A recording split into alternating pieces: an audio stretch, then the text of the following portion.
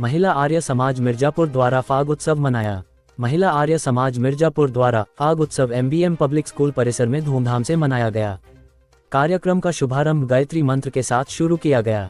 इसके उपरांत वैदिक भजन समाज की महिलाओं के द्वारा प्रस्तुत किए गए। बाद में होली मिलन गीतों पर महिलाओं ने अपनी अपनी प्रस्तुतियां दी। कार्यक्रम में सैकड़ों महिलाओं भाग लिया। कार्यक्रम में राधा गुप्ता, गुड्डी देवी, ममता आर्य, माया आर्य, मीना गुप्ता आदि महिलाएं उपस्थित थी। इसके उपरांत महिला मंडल की अध्यक्ष सुनीता आर्य ने बताया कि सभी महिलाएं साप्ताहिक यज्ञ में आकर विशेष लाभ उठाएं।